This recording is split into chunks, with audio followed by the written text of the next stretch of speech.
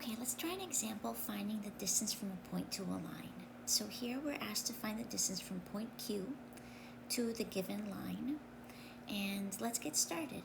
So what we need to be able to find that distance, if you recall from the previous video, is that the distance is the magnitude of the cross product between the direction vector of the line and the vector that goes from a point on the line to the point that given, and that gets divided by the magnitude of the direction vector of our line. So we're going to need to pick out the direction vector for our line and find vector PQ, and then find the cross product. All right, so recall that when we have our parametric equations, each one gives us the coordinates of a point on the line, and the components of our direction vector. So x is x0 plus t times a, y is y0 plus t times b, z is z0 plus t times c, which means that we have our position vector ABC. So our vector ABC from the line given will have components 4, -3, -5. This is the direction vector of the line. We also have a point on the line. Our point P on the line will be x0, y0, z0. And so we can also read that off from the parametric equation of the line. So point P is the point -4 to -2. Now, we can find vector PQ by subtracting corresponding coordinates of our point. So the x component will be -1 minus a -4. The y component, starting with the coordinates of Q, will be 4 minus 2, and the z component will be -6 minus a -2, so plus 2.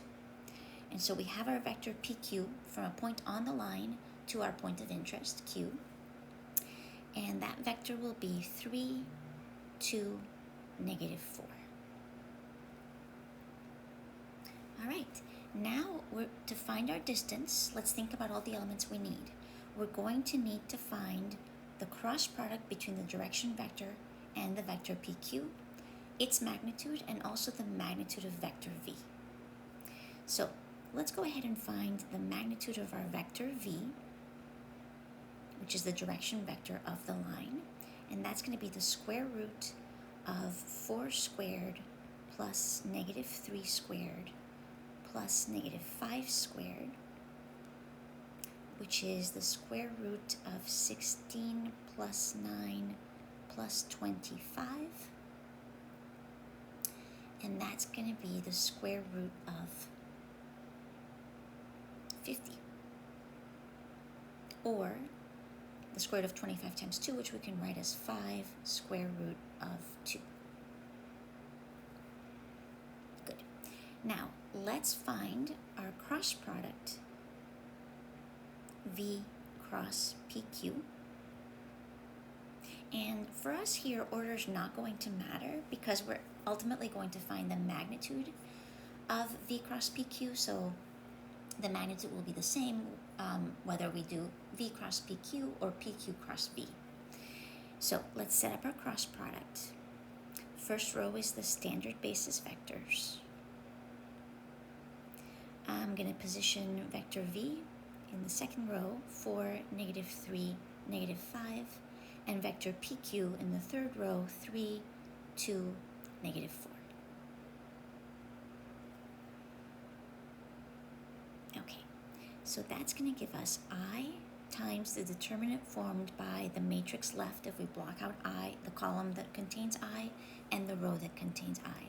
So that's going to be -3 times -4, which is 12, minus a -10, so plus 10. Now we're going to do minus j, and that's going to give us a -16 minus a negative 15 or plus 15. And then plus k times 8 minus a negative 9 or 8 plus 9. So now we have I times 22 minus j, and this is a negative 1, plus k, and this is a 17. All right, so we can write this as 22, 1, 17. And what we really want in order to find our distance is the magnitude of v cross pq. So let's go ahead and find the magnitude of that vector, which will be the square root of each component squared. So we have 22 squared plus 1 squared plus 17 squared. And this gave me the square root of 774. Okay, we have everything we need. So our distance will be the magnitude of our cross product, v cross pq, divided by the magnitude of our direction vector v. So that's going to give us the square root of 774 divided by 5 root 2, which was the magnitude of v. And I simplified this a little bit by dividing 774 by 2 so that we get the square root of 387 divided by 5. And that is our distance that we were looking for.